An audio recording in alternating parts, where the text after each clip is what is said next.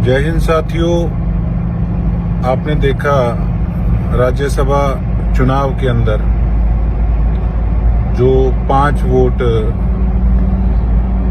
सीधे के सीधे एक इंडिपेंडेंट कैंडिडेट को गए। अभी तक उनके नाम सार्वजनिक पार्टी की तरफ से, हमारी पार्टी की तरफ से नहीं करे गए और 3-4 वोट्स ऐसे हैं जो बताते हैं जो कैंसिल हुए। तो बात यह है कि जो वोट कैंसिल हुए, पहले तो पार्टी उनके नाम डिस्क्लोज करे, ओपन करे कि किस किस के नाम, किस किस की वोट जो है वो कैंसिल हुई है। अब कई फेक न्यूज डाल रहे हैं जिसमें मेरा भी नाम डाल रहे हैं कि मेरी वोट भी कैंसिल हुई है। देखो, कहीं ना कहीं हमारे इलाके की जनता, लोग उस चीज को सोचते हैं कि कैंसिल हुई है, क्यों हुई है, इसकी क्या आखिर मंशा थी। इसमें कोई दोहराई नहीं कि सीएम साहब मेरे घर आए। मैं आज भी कहता हूं, एज ए पर्सन मैं उनकी बहुत इज्जत करता था, आज भी करता हूं और हमेशा उनकी इज्जत करता रहूंगा एज ए पर्सन। ऐसी बात नहीं, खट्टर साहब भी, उन्होंने भी मेरे से बात करी, मेरे से मुलाकात हुई। मैं बेशक किसी से भी मिलूं, हम विधानसभा के अंदर भी सबसे मिलते हैं। तो अगर कोई भी व्यक्ति बुलाए तो किसी से कोई लड़ाई तो नहीं है। पार्टीबाजी एक अलग चीज है, सामाजिक रिश्ते अपने अलग जगह हैं। तो अगर मैंने किसी से मुलाकात की तो मैंने कुछ छुप के नहीं की। मैंने आज भी, मैं खुद अपने मुख से बता रहा हूं, इसका ये मतलब थोड़ी है कि मैं अपनी पार्टी के विरुद्ध जा सकता हूं। तो अगर मेरे सामाजिक रिलेशंस सबसे हैं और उसको ओपनली मैं कहता हूं,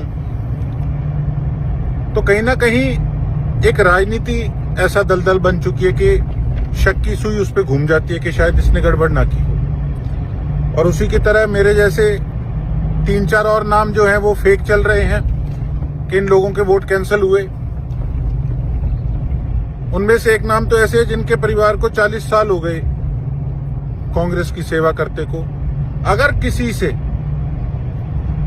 किसी का वोट कैंसिल हुआ भी है, किसी बुजुर्ग का हुआ है या किसका कैंसिल हुआ है, तो कम से कम उसको सार्वजनिक करना चाहिए कि आखिर वो कैंसिल हुआ क्यों है।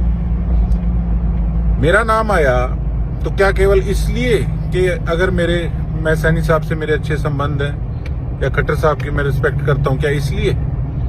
तो हमारी पार्टी को वो नाम जो हैं वो सार्वजनिक करने चाहिए। और जो 5 विधायक, सीधा मैं तो ये कहूंगा, हमारी पार्टी की मंजी ठोकने का जिन्होंने काम किया, जो कि हम बच गए, जो मंजी हमारी नहीं ठुकी, परमात्मा ने बचा लिया, उन 5 को पार्टी से बाहर निकाल के फेंकना चाहिए। मैं भी पार्टी का हिस्सा हूं, विचार रखना मेरा भी हक है। और देखो, हमें हल्के में जाके लोगों को शक्ल दिखानी है। और सबसे पहले नाम उसमें मेरा लिख रखा फेक न्यूज में। तो मैं कल सुबह 10 बजे सेक्टर 9 चंडीगढ़ में जो हमारी पार्टी का ऑफिस है, मैं वहां जाकर गेट पे बैठूंगा, वहां धरना दूंगा कि रिक्वेस्ट करूंगा अपने नेताओं से कि उन लोगों के नाम सार्वजनिक किए जाएं जो 5 लोग कांग्रेस को नुकसान पहुंचा गए, और जिन 3-4 लोगों की वोट कैंसिल हुई है उनके नाम भी स्पष्ट किए जाएं। ये कहीं ना कहीं आज शक की सुई हम पे है, हमारी मजबूरी है। और 37 में से अगर 5-7 जनों को हमारी पार्टी निकाल भी देती है तो कोई फर्क नहीं पड़ने वाला। कौन सा सरकार गिर जाएगी, कम से कम आगे से सबक मिल जाएगा कि इस तरीके का काम नहीं करना। नहीं तो उस एरिया के अंदर आप कोई नया नेता भी पार्टी नहीं दे पाएगी और वो लोग अपने हिसाब से सरकार से भी सेटिंग रख के काम अपना जो है वोट की डील में वो कराते रहेंगे। तो ऐसे तो पार्टी और कमजोर होगी। तो ऐसे लोगों को उठा के बाहर फेंकना चाहिए। यही मेरी मांग है मेरी पार्टी से, और आज हमारे अस्तित्व की बात है, इसलिए मैं अपनी खुद की पार्टी के दफ्तर के आगे कल सुबह 10 बजे धरना दूंगा। और मैं गुजारिश भी करता हूं और भी हमारे विधायक साथियों से कि आप भी आए।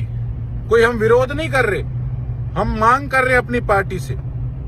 एक बच्चा अपनी मां से मांग कर सकता है कि हमें ये चाहिए कि आए। आज आप पे भी कहीं ना कहीं शक की सुई आपका कोई भी विपक्ष का आदमी कह सकता है कल को फेक निकलवा के कि आपकी वोट भी कैंसिल होगी। तो बताइए फिर हम उस श्रेणी के अंदर हम क्यों आए जिन लोगों ने धोखा किया पार्टी के साथ। तो कल जाऊंगा मैं 10 बजे और वहां सेक्टर 9 चंडीगढ़ हमारे कांग्रेस ऑफिस के आगे धरने पे बैठूंगा और मांग करूंगा कि ये चीजें जो आपको बताइए ये होनी चाहिए। ये मेरी आपसे, मेरी पार्टी के लीडरशिप से मेरी हाथ जोड़ के प्रार्थना है। धन्यवाद।